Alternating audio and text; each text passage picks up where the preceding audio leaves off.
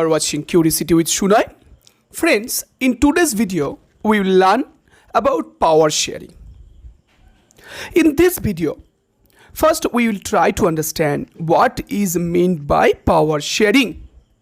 Then we will know how Belgium has created a strong and peaceful government through their power sharing. So friends, I hope after watching this video, you will not have any problem about power sharing. So friends, let's get started. Now, I'm talking about what is power sharing. Power sharing means sharing of powers among different organs of the governments. We know that there are main three organs of a democratic government: legislature, executive, and judiciary. So power sharing means sharing of powers among the different organs of the government. To understand the power sharing process, we have to understand the case study of Belgium very clearly. Now, I'm talking about Belgium, the case study of Belgium. Belgium is a country in Europe. It is smaller in area than the state of Haryana. It has border with the Netherlands, France, Germany, and Luxembourg. Its populations is little over 1 crore. So Belgium is a very small country in Europe. It has its border with 4 countries: Netherlands, France, Germany, and Luxembourg. Now, if we talking about the ethnic composition of Belgium, so we will look Belgium's ethnic composition is very complicated. Out of the total populations of the country, 59% people live in the Flemish region and speak Dutch language. Other 40% people live in the Wallonia region and speak French. And the remaining 1% speak German. So the capital of Belgium is Brussels, where 80% people speak French, while 20% speak Dutch language. So, if we trying to understand, the ethnic composition of Belgium is very complicated.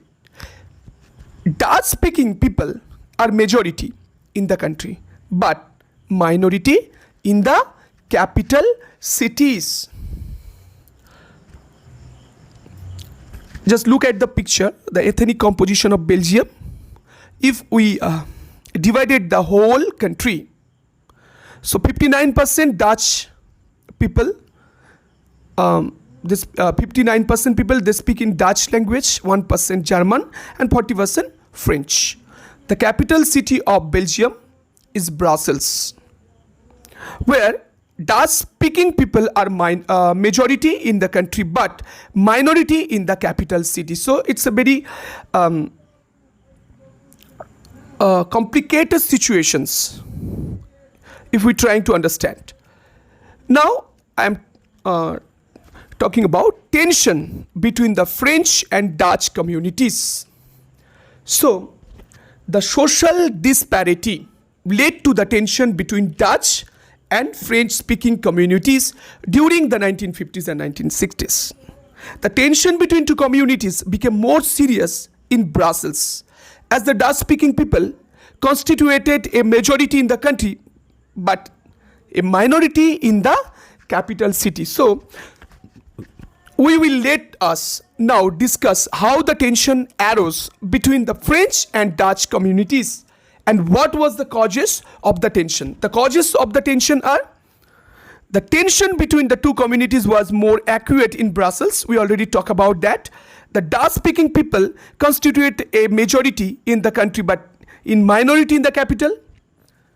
The majority French were rich and powerful. That's why the minority Dutch, a majority Dutch, got the benefit of economic development much later, and this social disparity led to the tension between Dutch and French speaking communities. So this was the main reason behind this tension between the French and Dutch communities.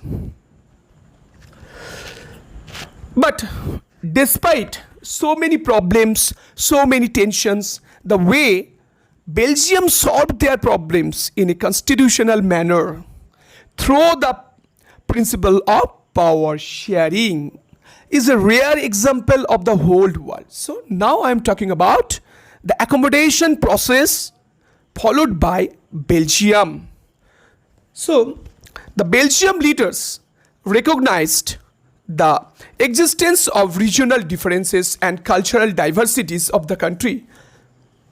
Between 1970s and 1993, they amended their constitution of Belgium 4 times.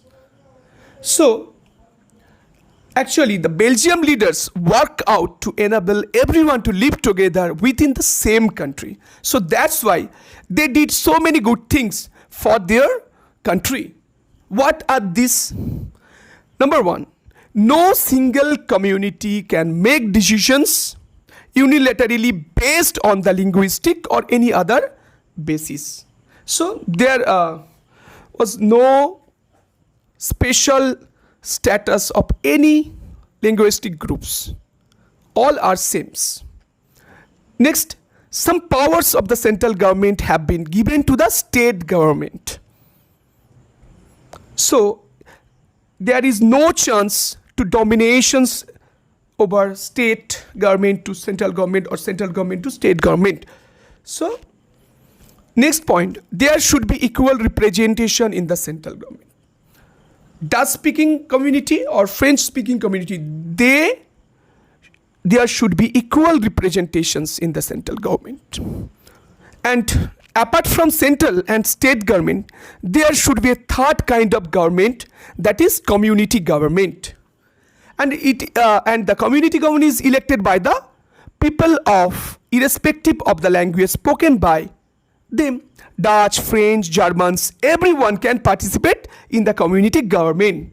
So the government has the power regarding the cultural, educational and language related issues. At least after the whole discussions, we can say that the Belgium model of power sharing has worked out well. It helped to avoid the conflict between 2 major communities and a possible division of the country on linguistic basis. And Brussels, the capital city of Belgium, was chosen as the headquarters of the European Union. So from this case study, we actually trying to understand the actual power sharing process. So that's all, my dear friends. Many thanks to my all friends to watch this video from start to finish. If you like this video, be sure to share it with your friends and subscribe to my channel, because one of your likes will inspire me to make the next video. Thank you. Take care of yourself. Be safe at home.